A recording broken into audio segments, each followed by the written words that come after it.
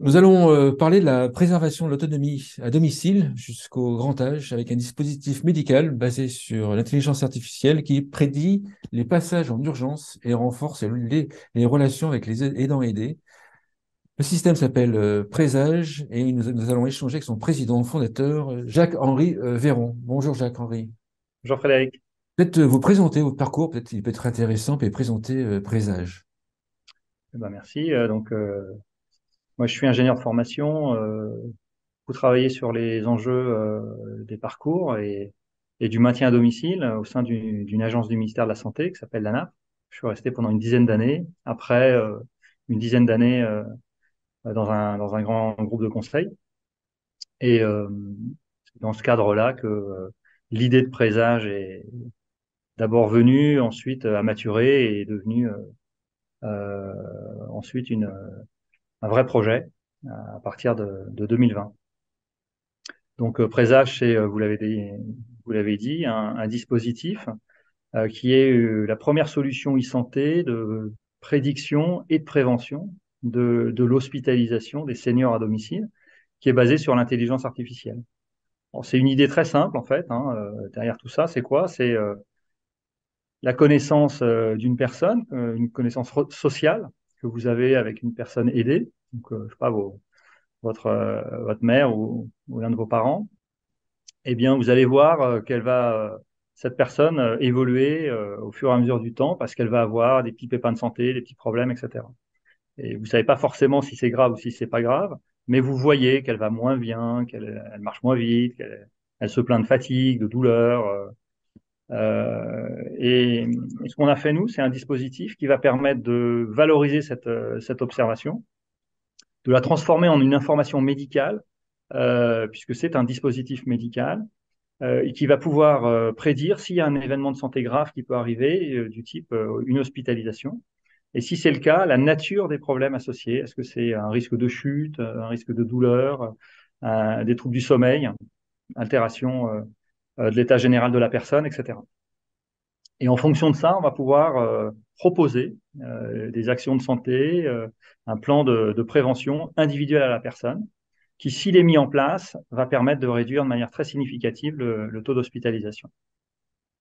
Donc, c'est l'entourage de la personne qui fait l'évaluation. Ça peut être la famille, des Ça peut professionnels. être la famille, ça peut être les professionnels au domicile, ce qu'on appelle les aides de vie ou les aides-soignants.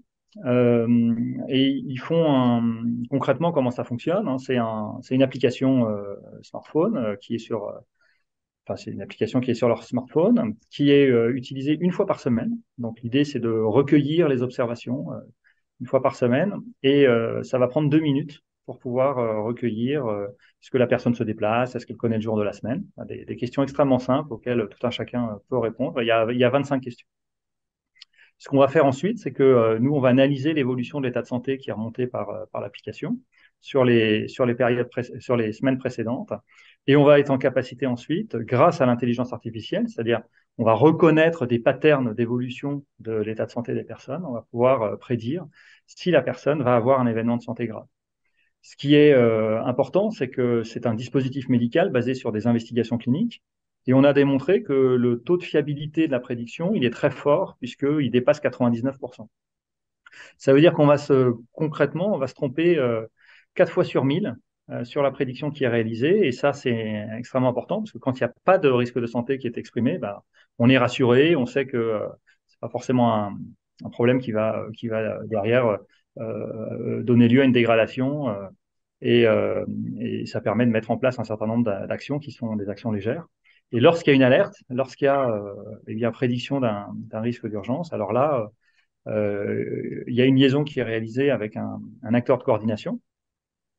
Et cet acteur de coordination va ensuite faire une levée de doute et une fois sur trois revenir vers le médecin traitant pour pouvoir mettre en place une consultation médicale, une visite à domicile ou une téléconsultation qui va permettre de changer le cours des choses et faire évoluer la stratégie thérapeutique du patient ou médicamenteuse. Qu'est-ce qui explique cette performance? C'est la qualité des questions? C'est l'intelligence artificielle? Ou c'est que l'observation d'une personne, en fait, elle est simple à faire? Eh ben, C'est d'abord un parti pris qui est de s'appuyer sur la relation sociale qui existe entre une personne aidée et un environnement aidant. Donc en gros, on fait confiance à l'environnement aidant en disant qu'il a des choses à nous dire. Donc ça, c'est quelque chose qui était relativement latent dans les années 2010-2015, mais jamais démontré. Et on a été la première équipe qui, en 2019, a publié une investigation clinique observationnelle liée à cette relation de confiance qui existe et au fait que lorsque eh bien, on observe et on recueille des informations simples, eh bien, il y a une prédictivité sur un événement de santé comme l'hospitalisation. Mais c'est également le fait de s'appuyer sur des algorithmes d'intelligence artificielle, parce que si c'était aussi simple, ça se saurait, ça ferait longtemps que ce serait réalisé par certains. Et aujourd'hui, on a à peu près 1 million de cas qui sont dans nos bases d'apprentissage et qui permettent derrière eh bien, de pouvoir faire des prédictions de plus en plus fiables.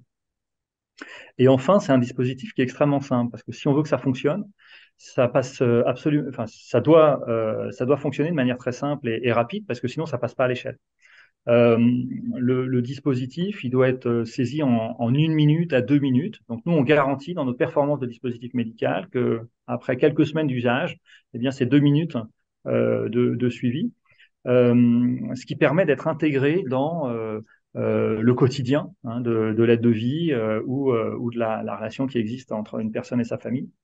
Euh, et donc, du coup, d'être utilisé pour pouvoir, comme je le disais, eh bien, alimenter cette base d'1 million de data. Si on se pose la question à soi-même, ça fonctionne également. Alors nous, on s'adresse une population une population qui est en risque de perte d'autonomie et d'avoir une hospitalisation. Ce sont des personnes qui vont avoir en moyenne 83 ans. Et donc, on n'est pas sur de ce qu'on appelle l'auto-questionnaire, on est sur de l'hétéro-questionnaire. C'est une observation extérieure. Il y a plein de problèmes à l'auto-questionnaire qui sont pour ces populations-là. Par exemple, bah, enfin, je vous donne un exemple très concret. Je discutais avec un proche à l'été dernier, quelqu'un, et puis que je rencontre quelques semaines après. Et cette personne, elle avait une blessure sur son visage. Et je dis, mais qu'est-ce qui t'est arrivé? Je comprends pas. C'est quelqu'un de 75 ans. Et elle me dit, bah oui, je suis tombé en allant faire des courses, mais c'est rien. Je dis, mais comment ça se fait? Tu m'en as pas parlé? Oh, mais non, mais c'est rien, t'inquiète pas. Elle avait quand même été à l'hôpital, elle avait été recousue, enfin, bon, vous voyez quoi. Donc, donc, quel est le niveau d'objectivité Ouais. d'une personne vis-à-vis de soi-même? C'est quelque chose qui est propre à chacun et difficilement objectivable. Donc, on a fait, nous, des questions extrêmement simples. La personne se lève, la personne se déplace, vous voyez, des choses auxquelles c'est facile de répondre et pour lesquelles il y a assez peu d'hétérogénéité dans les réponses entre les différentes personnes qui répondent. C'est important. Alors justement, les questions, vous avez fait comment pour les... Parce qu'en fait, c'est le nombre de questions et la précision des questions je trouve, à mon avis, Alors, qui est... c'est d'abord le périmètre. Ouais. C'est le fait qu'on va toucher des questions autour de l'état comportemental, des troubles de la mémoire, des troubles du sommeil, de l'autonomie, de la relation avec l'entourage. Donc, il y a eu un gros travail avec un conseil scientifique pour d'abord identifier l'ensemble du périmètre qui faisait sens et qui pourrait être avant-coureur d'un événement de santé majeur et d'une hospitalisation. Ensuite, on a testé ces questions en les passant en vie réelle et il y a eu 350 auxiliaires de vie qui ont utilisé l'application, qui nous ont fait des réponses et qui nous ont confirmé que les intitulés étaient faciles à comprendre, extrêmement clairs et que finalement, il n'y avait pas de difficulté. Et puis, ça a été également s'appuyer sur des équipes sociales, médico-sociales, qui avaient l'habitude hein, d'observer, de remonter un certain nombre de choses, et qui pouvaient être en lien avec des grilles papier qui existaient déjà, ou bien des outils standardisés qui existaient déjà, etc. Et donc, c'est cette intégration de tout ça qui a permis d'arriver à ce questionnaire. Dans quel environnement le présage est installé? Dans quel type... Enfin, quels sont les acteurs qui peuvent le porter? Alors, on a d'une part les acteurs de l'aide à domicile ou du soin infirmier qui sont Actuellement, hein, il y a plusieurs centaines de milliers d'auxiliaires de vie qui sont en relation de proximité et qui, dans le cadre de leurs activités, voient des choses. J'étais ce matin, j'avais une réunion avec une personne qui me disait que il avait été confronté à des cas d'intoxication alimentaire qui avaient donné lieu à des décès, ce qui est évidemment terrible. Et lorsqu'il y a eu des investigations, des analyses, comment on en est arrivé là, pourquoi, ils ont remarqué que dans les cas en question, eh bien, il y avait eu, dans le cahier de liaison de la personne, noté, attention, aliments périmés dans le frigo, etc. Donc, l'observation de cette personne, enfin, elle est réelle.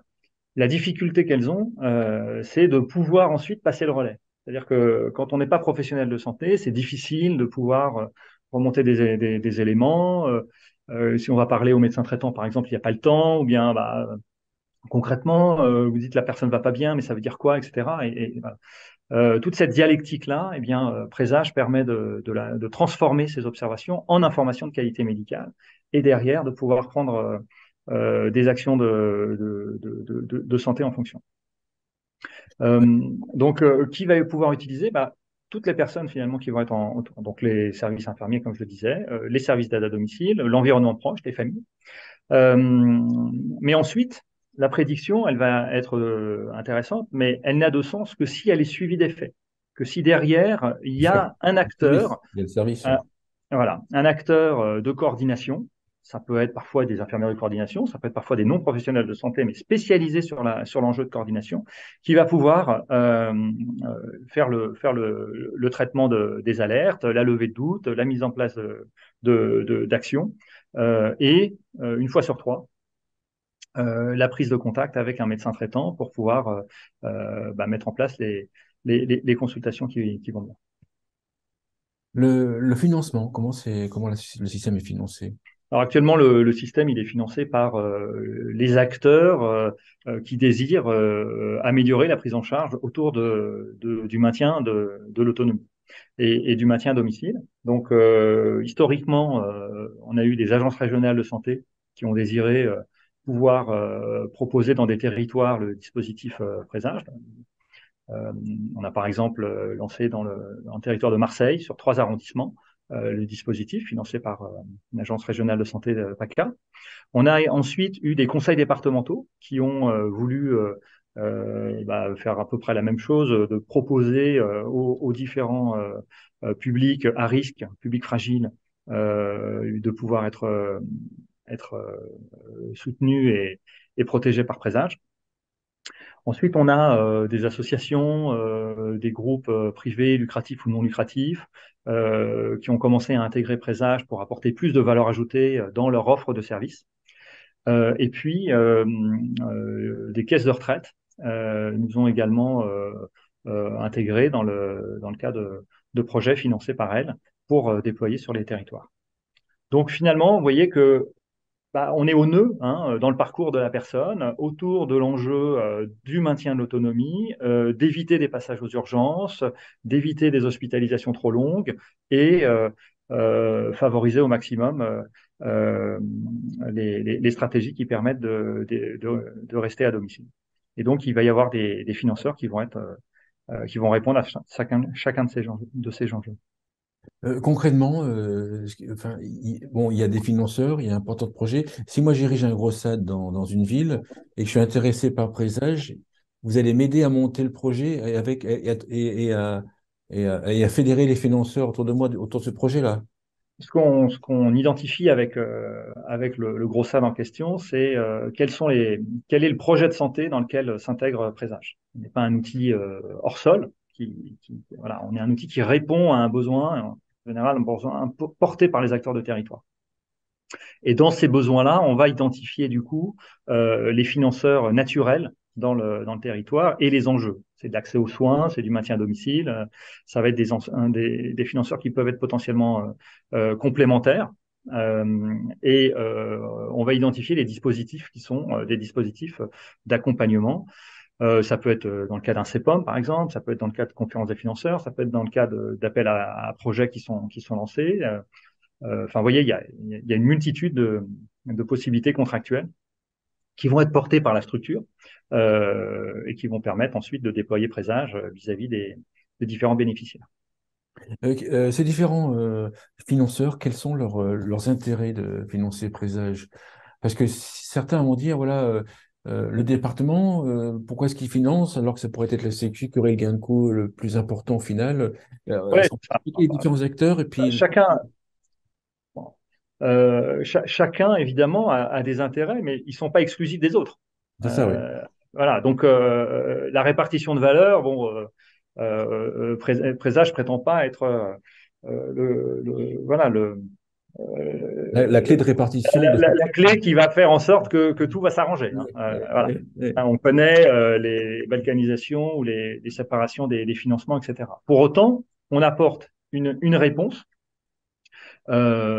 sur des enjeux qui peuvent être des enjeux financiers, bien sûr. Une hospitalisation en moins, c'est évidemment des coûts, mais ça peut être aussi des enjeux organisationnels. Permettre à une CPTS de pouvoir déployer son action pour mieux fédérer l'ensemble des acteurs autour du territoire dans un objectif de mieux vieillir, bah c'est voilà, c'est aussi intéressant. Et puis des enjeux de qualité de vie, des enjeux de rester en bonne santé, qui sont là des enjeux de santé publique majeurs, auxquels finalement l'ensemble de ces financeurs sont tous regroupés autour de cela. Dernier point peut-être dont on n'a pas parlé, qui est la valorisation des métiers du domicile. Bien sûr, Euh, bien sûr, bien le, sûr. le fait de faire confiance à l'acteur du domicile, le fait de lui donner accès à un outil qui va transformer son observation en une information de qualité médicale et ensuite à une amélioration de la trajectoire de vie, eh bien, c'est lui redonner de la force dans son métier qui va la valoriser. Et ça, c'est un retour qu'on a Ouais, donc après quelques semaines. si on prend la logique, ça valorise l'auxiliaire de vie. L'auxiliaire de vie se sent plus épanouissant de son travail. Donc, il y a fidélisation du personnel. En ESSAD, par exemple, on peut le relier jusqu'à là, quoi. C'est ce qui nous est remonté actuellement Ouais, bien sûr. Non, sur l'utilisation de présage. c'est clair. La limite, en fait, si je peux vous dire un peu, la limite, euh, c'est utile pour les personnes qui sont fragilisées et qui ont déjà une intervenante à domicile, ou alors un Un proche à domicile. environnement. La limite, c'est l'extrême isolement, c'est-à-dire quelqu'un qui n'aurait rien. D'accord. Voilà. Ou Euh, alors quelqu'un qui est fragilisé, mais encore un peu trop jeune pour avoir ou pas assez fragilisé pour avoir une sphère de vie, et Peut-être. des Bon, enfants qui sont voilà. loin. L'âge moyen, je vous l'ai dit tout à l'heure, on est un peu à 83 ans, on a un écart type d'une dizaine d'années. Donc, voilà, quelqu'un de 60 ans, présage n'a pas de sens. Il y a en effet, pour des publics plus jeunes, parfois, dans le cadre de prise en charge pour des personnes porteurs de handicap, l'utilisation de présage. Donc là, ça va dépendre du type d'handicap, mais on peut retrouver présage dans ce cas-là. Donc voilà, on va un petit peu au-delà, mais le cœur, c'est quand même des personnes qui vont être en risque de perte d'autonomie. Donc la limite, elle est liée euh, à l'âge, d'une certaine manière. Quelqu'un de trop jeune, il n'y aurait pas de sens. Vous ou moi, il n'y a aucun sens. Voilà. Et puis ensuite, il y a la perte d'autonomie actuelle, c'est-à-dire qu'on fait la prévention, mais des personnes qui peuvent être en ce qu'on appelle GIR 3, GIR 4, c'est-à-dire de perte d'autonomie modérée, peuvent être tout à fait bénéficiaires de présage. Et puis quelqu'un qui serait en GIR 5 ou 6, mais âgé, plus de 85 ans, 85, 90 ans, va être aussi tout à fait intéressant en termes de bénéfice médical, puisque à ces âges-là, eh bien, un petit pépin de santé peut rapidement donner lieu à des problèmes et à une hospitalisation. Je ne l'ai pas dit tout à l'heure, mais c'est important de le rappeler. L'hospitalisation, pourquoi c'est un facteur important pour nous? C'est parce qu'une fois sur trois, une hospitalisation pour quelqu'un de fragile va donner lieu à une perte d'autonomie. Et donc finalement, éviter une hospitalisation, c'est éviter également un abandon du domicile, puisque le passage hospitalier est le premier corridor d'admission en EHPAD. Et puis, je pense que s'il y a dans d'autres situations, un couple, par exemple, celui qui est fragilisé serait le bénéficiaire, et puis son conjoint pourrait être celui qui répond aux questions. Ça marcherait dans ce sens-là aussi. Ça peut fonctionner dans ce sens-là. Il y a des questions ensuite d'accès à la technologie, etc. On sait que le- l'électronisme touche pas mal les plus de 80 ans. Donc, Ah oui, d'accord, oui, je comprends, oui, bien il faut sûr. faire un petit peu attention à ça quand Oui, même. Mais si c'est par exemple la fille, le d'accord, oui, gendre, le logique. fils Oui, ou que logique. sais-je, ça marche d'autant mieux. Il y a un point, certains vont se poser la question, certains vont se faire une objection en nous écoutant. Euh, L'aspect éviter les urgences. C'est-à-dire qu'en fait, vous détectez 15 jours avant enfin 14 jours avant que je pourrais avoir un souci dans 14 jours. Euh, Qu'est-ce qui fait quand même que j'évite les urgences? Alors, euh, ce qui est important, c'est Entre la que détection et puis, vous voyez ce que je veux dire? pour pouvoir montrer ça, il faut évidemment avoir des gens qui ont une intervention de santé, des gens qui n'ont pas, enfin, des gens qui bénéficient de présages pour lesquels derrière il y a une action de santé qui est mise en place après une alerte, et des personnes pour lesquelles il n'y a pas d'action de santé. Et comparer ce qui se passe. Hein, puisque si on dit qu'on évite, si on a évité, il n'y a pas eu d'urgence, donc comment savoir? Voilà. Donc ça, c'est la base de l'investigation clinique. Euh, le, le, le point qui est extrêmement aujourd'hui documenté, c'est que si on veut que un dispositif d'alerte comme présage fonctionne, il faut qu'il y ait une intervention de santé qui soit mise en place. Il faut qu'il y ait il y ait un acteur qui mobilise des actions. Mais ça peut être des actions très simples. Je vous donne un exemple. Dans les Hauts-de-France, dans un territoire, on a déployé Présage et c'est dans un établissement, là c'est une résidence autonomie auquel je pense, il y a une personne qui ne mangeait plus. C'est-à-dire qu'ils se sont rendus compte qu'il y avait trop à manger dans l'assiette et donc elle avait une sorte de rejet face à la nourriture. Ils ont adapté en réduisant la proportion. La personne, ils ont remarqué qu'elle s'est remise à manger et on a comme cela réussi à éviter une dénutrition ou en tout cas une hospitalisation pour.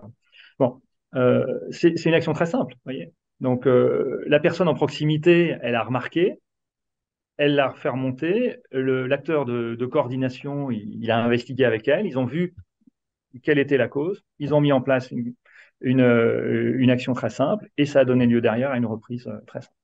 Le coordinateur, il a quel métier, que je comprenne bien?